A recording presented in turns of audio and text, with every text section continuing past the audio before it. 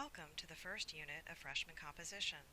This is Professor Julia Carpenter at Valencia College. In this first unit of our Freshman Composition course, our focus will be on developing a personal narrative.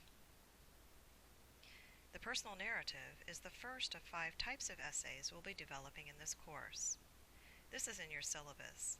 Notice that essay number 1 is a personal narrative, essay number 2 is a descriptive essay, essay number 3 a definition essay, essay number 4 a comparison and contrast essay, and essay number 5 is an argument essay. Let's discuss how each phase of developing the narrative fits in with the course theme of construction.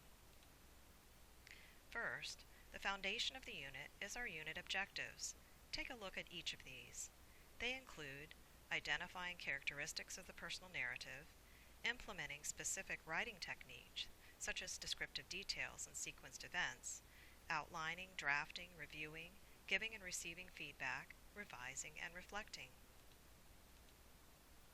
In this assignment, you'll write an essay about a significant event in your life. Being significant means that the event had an impact on you. You learned something about yourself, or a life lesson that you can share as the thesis of your essay. You may have gained some insight. You'll use first person or I in telling the story. You'll submit each phase of the construction of your essay, including the following: planning and brainstorming, rough draft, peer review, final draft, and self-assessment. As you move through this unit, you'll review each of the 8 sections of construction in the table of contents above. Let's look at each of these now. First, building a foundation. What is a personal narrative? Let's look at the characteristics. A personal narrative recreates a specific experience or event in your life. It's an interesting story about the writer. It's written in the first person. It has a beginning, a middle, and an end. It presents events in a clear order. It uses details to help readers see people, places, and events. And it shows how the writer feels about the experience and why it is meaningful to him or her. The personal narrative tells about a good time or a bad time, an important time, a memorable event, first time, or a last time. A successful narrative should focus on a clear, well-defined incident. It should make the importance or significance of the event clear. It should show clearly the order in which the events occurred. It should use descriptive details that appeal to the senses to describe the characters and setting, use dialogue, and maintain a consistent tone. So you may wonder, what's the difference between a short story and a narrative? The biggest difference between a short story and personal narrative is their degree of truthfulness. In a short story, the plot and characters are invented by the author. Although they may be inspired by a real-life experience, the details are usually significantly altered. A personal narrative is an account of the author's actual experience. In short stories, the author has numerous choices about what perspective to use. He or she can use first person, or they may use third person, he, she, and they, to describe events that happen. Personal narratives, however, are typically limited only to first person. Through this type of narration, the author can more clearly inform readers about the significance of his or her own experience. Short stories and personal narratives also differ in their ultimate meanings. A short story can have a universal theme, such as man versus nature or good versus evil. The personal narrative is about a specific lesson that the author learned.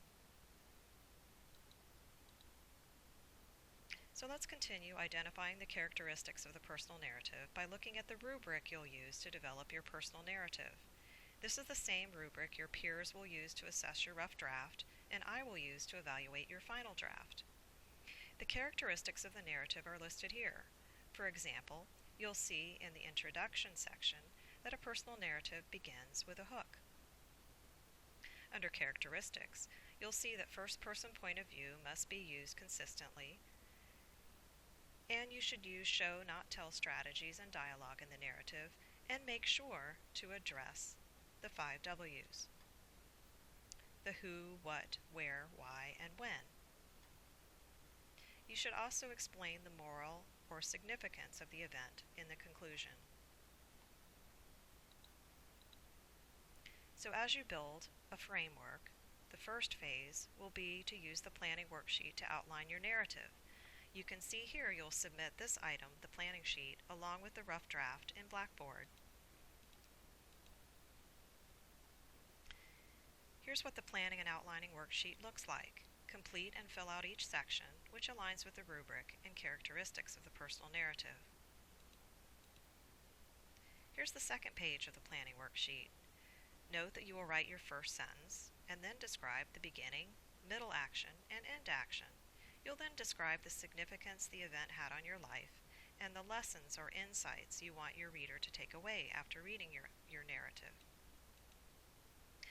Use temporal words, meaning words related to time, to transition or signal the order of events in your narrative. These are words such as first, next, then, and finally. Take a look at how these two sentences can be edited to clearly show order.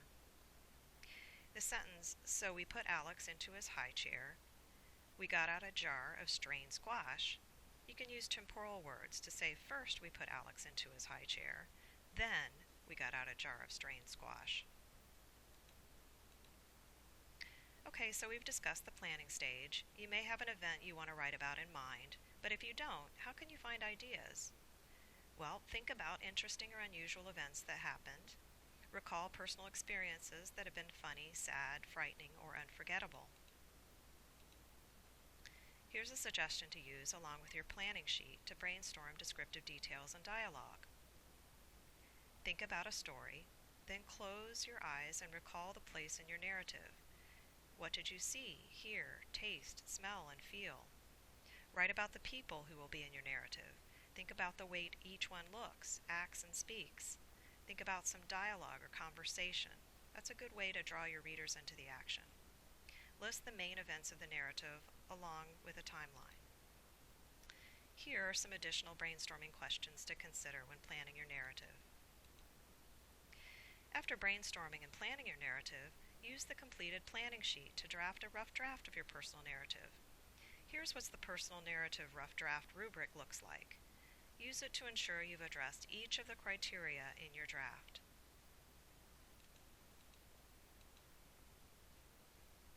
Let's look at some strategies to show, not tell, and to use dialogue.